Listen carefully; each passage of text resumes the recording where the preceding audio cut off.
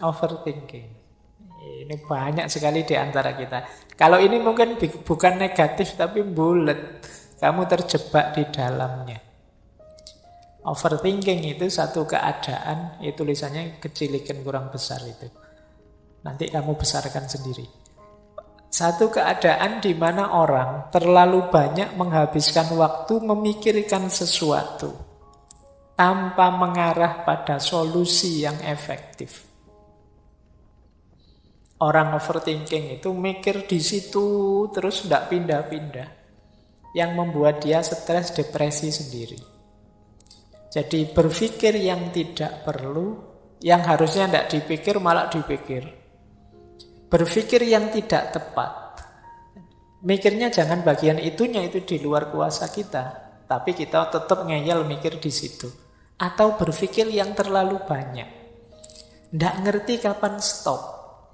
Mikir juga harus ngerti kapan stop. Pak, saya sudah buntu, Pak. Ya sudah buntu, ya berarti stop. Buntu kamu ngeyel terus, yo stres kamu.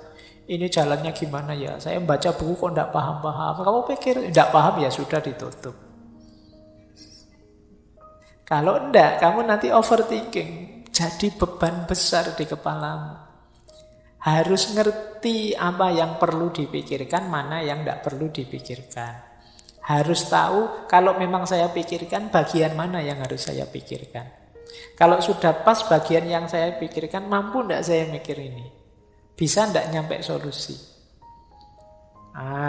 Kalau tidak ya sudah mandek. Sesuai porsinya.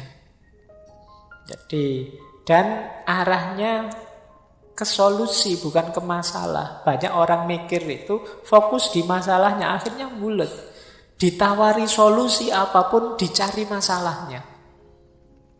Kalau pakai solusi ini gimana? Loh, kalau solusi itu kan nanti jadi begini efeknya. Oh, ya sudah, solusi ini saja. Jangan, kalau solusi itu nanti ada masalah ini. Ya sudah, solusi yang ini. Apalagi yang itu, Pak, nanti ada masalah ini. Ini namanya overthinking. Jadi mikir yang tidak ngerti kapan harus berhenti. Kamu fokus di masalah terus. Tidak ketemu-ketemu solusi. Kalau ketemu solusi, kamu tanya lagi, kamu pertanyakan lagi, kamu permasalahkan lagi. Akhirnya ruwet, jadi beban. Nah, ini overthinking. Semoga nanti masuk Ramadan yang overthinking bisa sembuh. Iya, karena penyakitnya anak-anak hari ini itu kan pengaruhnya medsos itu overthinking sudah. Pak, saya kok lama sekali tidak dapat pasangan, Pak. Nah, itu banyak yang mengeluh. Ya sudah cari tidak dapat ya Pak. Ya sudah. Kamu tunggu saja. Lah nunggu sampai kapan Pak? Sulit menghadapi orang overthinking itu. Baik, kita lihat ya. Saya langsung saja ya, ini waktunya masuk ke solusi menghadapi overthinking. Yang pertama, mengatasi overthinking. Overthinking itu ya bahasa Indonesianya semacam beban pikiran. Orang overthinking itu biasanya sering mengatakan hal-hal negatif tentang dirinya sendiri. Saya apa bisa ya Pak, saya apa mampu ya Pak, saya kok begini Pak, saya kok begitu. Ini overthinking. Jangan lupa kalau kita hanya mengatakan hal-hal yang negatif seperti tadi, ya otak kita akan menganggapnya kita memang seperti itu. Kalau otak menganggap kita seperti itu, ya kita menjalani hidup seperti itu. Maka sejak tadi di antara tips dari saya adalah buang jauh-jauh self-talk yang negatif. Kalian semua itu istimewa. Jadi tidak ada yang tidak istimewa. Setiap orang itu istimewa. Hanya saja ada yang kurang memahami dirinya atau tidak mau memahami dirinya atau terlalu banyak melihat diri secara negatif. Tadi sudah ada caranya ya untuk mewujudkan hal yang positif. Yang kedua, orang overthinking itu biasanya cara berpikirnya seandainya atau seharusnya. Seandainya kemarin saya begini, seandainya kemarin saya begitu, harusnya saya kemarin begini. Kok coba zaman SMA dulu saya agresif dikit saja, mungkin ya sekarang sudah dapat lah. Misalnya, kamu menyesal kemarin kok gak begitu. Orang seandainya atau orang yang berpikir seharusnya itu orang yang tidak rela dengan yang terjadi kemarin. Padahal peristiwanya sudah berlalu. Kita nggak dapat mengubah masa lalu. Bahkan sedetik yang lalu pun tidak bisa kita ubah, sudah lewat. Bahwa kamu seandainya sekian puluh kali pun, ya yang sudah lewat. Kecuali kamu main film Avengers terus balik ke masa lalu. Jadi yang normalnya yang sudah lalu yang berlalu. Kita pakai seandainya 1000 kali pun yang sudah lewat tidak akan kembali lagi. Maka ayo kuncinya apa? Relakan yang sudah lewat, sepahit apapun itu. Yang bisa kita lakukan apa? Ambil pelajaran. Oh ternyata saya menyesal Pak, dulu zaman SMA saya itu terlalu pendiam. Oh berarti sekarang saya jangan terlalu pendiam deh. Ini mengambil pelajaran dari saya rugi banyak dulu. Pernah ada yang mendekat-dekat Bapak, saya cuek ya. Berarti besok ambil pelajaran itu jangan cuek lagi. Nah, ini namanya ada manfaatnya masa lalu. Tidak hanya disesali, tapi diambil pelajaran. Jadi relakan yang sudah terjadi, ambil pelajaran untuk masa depan. Yo kadang-kadang memang ditengok masa lalu itu biar tidak masuk ke lubang yang sama. Dulu di filsafat sejarah saya jelaskan ada ilustrasi masa lalu atau sejarah itu seperti spion. Jadi spion itu kan kecil saja, jangan besar-besar. Kalau spion sangat besar, kamu tidak bisa jalan maju nanti. Terlalu fokus pada masa lalu, itu kan spionnya terlalu besar. Kamu fokus di belakang terus, akhirnya kamu tidak maju-maju. Spion itu kecil saja, kamu jalan ke depan. Sekali-sekali dilirik. Jadi biar kamu selamat kan lihat spion sekali-sekali. Dan jangan lihat spion terus, naik motor lihat spion terus ya. Jadi masa lalu jadi pelajaran. Jangan masa lalu jadi beban. Beban seandainya dan seharusnya. Laula kalau bahasa di kitab kuning. Seandainya begini, seandainya begitu. Jangan. Masa lalu relakan saja. Baik, lanjut.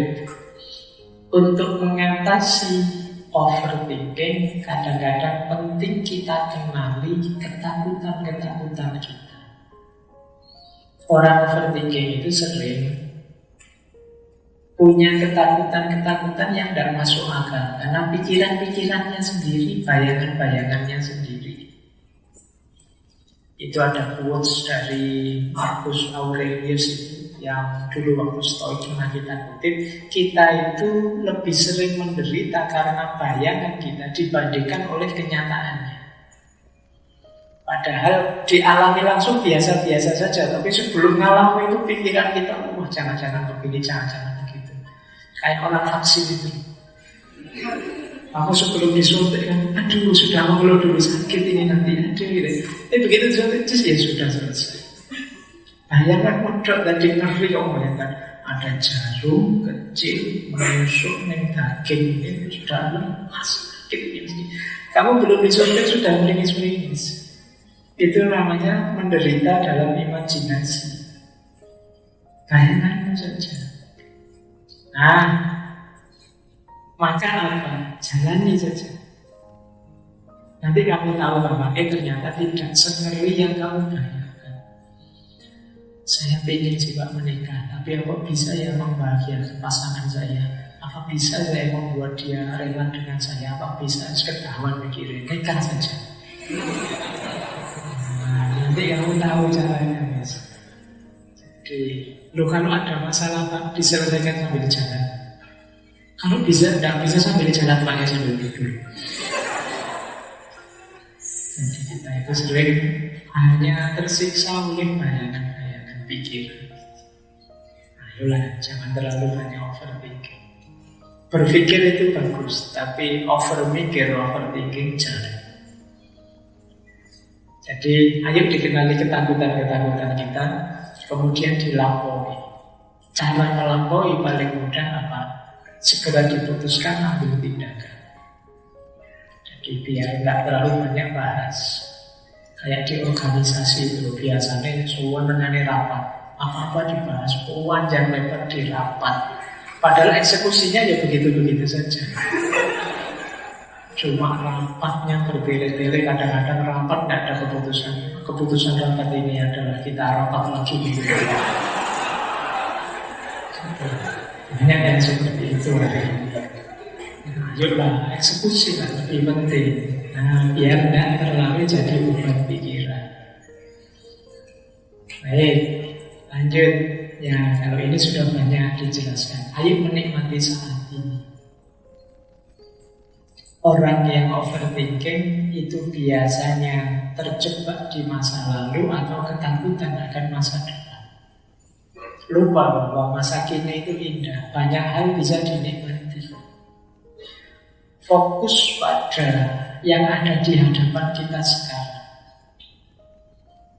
Jadi, ini caranya untuk tidak terjebak overthinking.